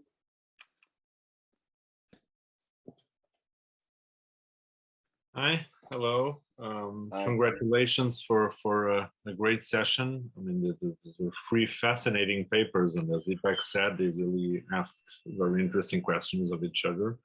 I actually have a comment on Mohammad's paper, and it kind of reinforces Ipek's point about the role of the kitchen and the importance of the kitchen as a site of aspiration. You know, and following also what Dietrich said about kitchens in, well, about living rooms in Germany. There have been studies about remittance houses in Portugal, that is houses of people that had emigrated mainly to France and then come back. And not only have people living rooms for show and then the actual living room, but there is also usually a kitchen for show and then the actual kitchen that people use in the backyard, which is a more traditional kitchen with more space and where you can grill stuff, etc. And then you have a more modern kitchen that you show to the visitors when it's, you know, an important guest that you're receiving. And there's also this was published in France. It's a book by Isabelle Raposo and other authors called Maison de Rêve, Dream Houses. And there's also an interesting book by Kingston Eve called The Patina of Place on Portuguese Americans in New England. And once again, you have this, very often you have the living room for show, you know, the parlor right in front of the house, but nobody can use it. Actually, everything is covered in plastic very often. And then and it's only used for, you know, very important guests, you know, and then nobody can enter there and do anything in that parlor. So, you know, I think this work, but I think all the papers did this really interesting job of commenting on the role of aspiration in shaping built environments, in shaping the way people represent their own built environments and themselves. And I think that's a really important question that we have to deal with, you know, the role of, you know, aspirations in shaping all these kinds of environments, you know, malls, domestic environments, etc. is a very interesting question. Thank you. Thank you so much, Tiago. Menno, I see your hand up. So you want to add something? I do have another question. I hope it's okay because I've already asked one. But Dietrich, I thought that was really interesting presentation for me. I was struck by the panoramas that you showed to us. You know, the mechanism, the artifact of the panorama, as it were, and it almost made me think that it was like a camera of sorts that narrativized the city in particular ways. And, you know, if I held that thought in my mind, I was struck by the video at the very end, you know, where this rap singer is actually, you know, employing the whole way in which he records the city, its spaces, its activities. So it sort of made me feel that, and this might be a bit outside the scope of our discussion, but I think it nevertheless is important. And it's actually connected to, I think, Mohammad's presentation. If Mohammad says that we carry memories of spaces, then in your case, with this changing set of vignettes, this changing, you know, rushes of information and sustained information, zoom in and zoom out, you know, one moment, different views, versus, for example, the flaneur being seen as a static perspective, how do you think in the future memories of the city would be carried? So, you know, how would memories be passed from one generation to the other? That's such a good question. And in a way, you refer to sort of these technological shifts. I've always been fascinated with the fact that the panorama buildings, of which there were thousands all over the world, really vanished almost overnight when film came around. And it's always astonishing. I'm sure Nizar and I have talked about this at some point. Film comes about and it's grainy and, you know, not very well lit, and you have, not great quality, and it's black and white. And it completely kills the panorama, which was immersive and 360 degrees and in color, but nothing moved. So the notion of movement was the strongest element of these grainy films that was enough to kill an entire medium. And so I think keeping that in mind, that what the next shift is going to, of course, we're sort of witnessing one shift now with the distribution and the tools online. And I think it will be interesting to then go back and analyze what is it that really drove that shift. And I think in some case, maybe it's this agency that is now more available. And I think for me, that's probably the strongest part, the ability to make your own decisions as you maneuver through some unknown city and turn left, turn right, and so on. I think that's absolutely fascinating, but I don't know if that's what's going to last. I think it's a really important question to keep in mind and keep watching, you know, what sort of filters out over time as the main driving force. Yeah, because I think that the flaneur was based more on serial vision of the city. Yes. But if serial vision goes away, then you see the city quite differently than what a regular flaneur would see with his eye apparatus, as it were. Yes. Yeah. Yeah. Very important. Yeah. Any other questions? Okay, so maybe I would ask another question to Muhammad Jassar. Being an Arab immigrant myself in the US, I've been very much interested in different aspects of how the immigrant society in the US is being integrated into the culture, into the social life, and so on and so forth. So I've been reading a lot of literature, and specifically from the sociology part, and the dealing of looking into how those immigrants is being integrated in, and how much different social media, video conferencing tools that made them got integrated faster than the researcher would think.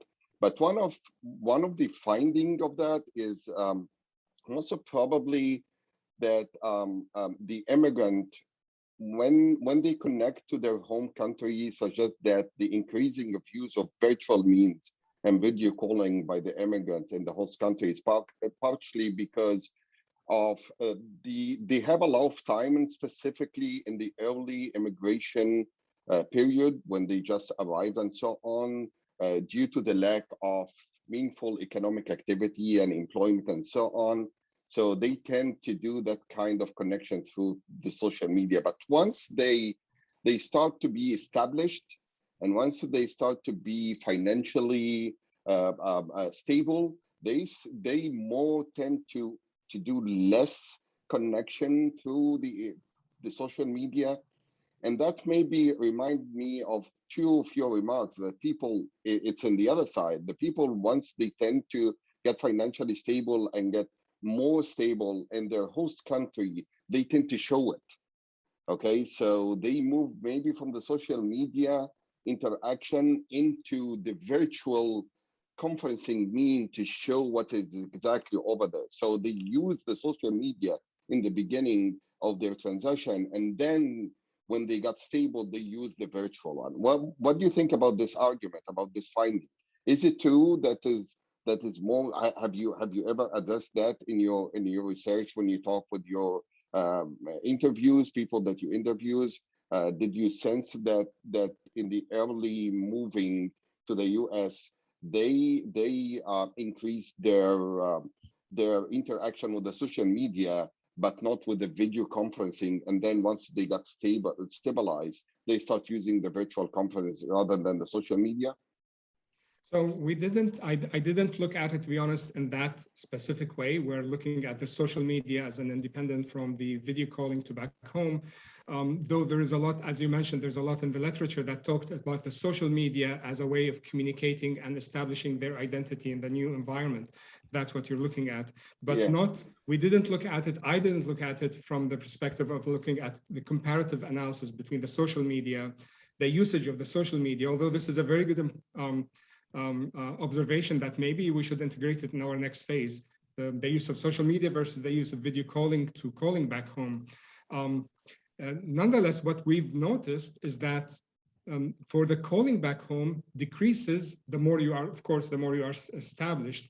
And you know, is it because I'm disconnected, or is it because I have more relatives that are next to me, that I brought my cousins who live in the next door neighborhood, that I live in a neighborhood where I have a lot of Middle Easterns that supports my my identity, or that supports my living there. So this is something that we would like to explore in the next phase as well. Why does the use of video calling specifically decreases the more I am established, or the more I have changed things at home?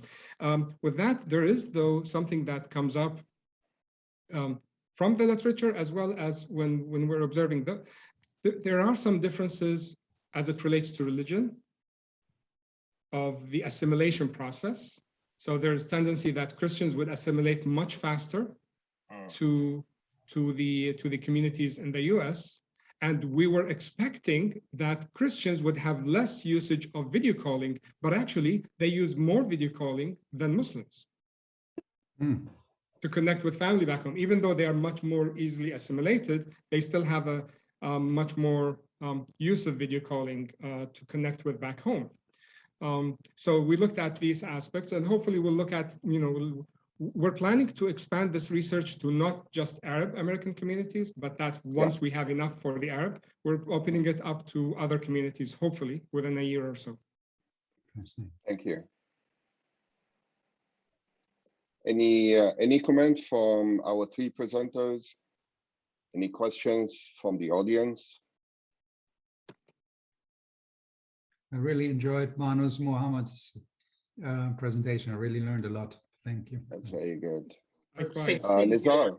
Great. Well, I just have to say that this is, for me, this was one of the most enjoyable sessions in the entire conference. I very, very much enjoyed it. I enjoyed the three talks. I didn't have a chance to comment on Mohammed, and I know our time is really running out. So, but it is my intention in the final session to hopefully draw actually all four of you, because I think Hisham also contributed to the discussion almost as a speaker. So it would be very good in the final plenary session if we can revive some aspects that came up in this session, because they're the most relevant to the theme of the conference. Yes, I totally agree, Nizar. It's the most relevant, and I'm happy very much that I'm sharing this session and listen to this outstanding three presentation. And I would like to thank the three of you of your contribution to the success of this conference, specifically Professor Manu and Professor Mohammed for sharing different other session. And thank you so much, Dietrich Newman, for coming in and with this wonderful, wonderful presentation. Thank you so much. And I'm gonna conclude the session right now. And let me just announce that we're gonna get 3 minutes break, and then please join us for our concluding remark session in about 30 minutes. Thank you so much. Bye-bye, everybody. Thank you. Bye.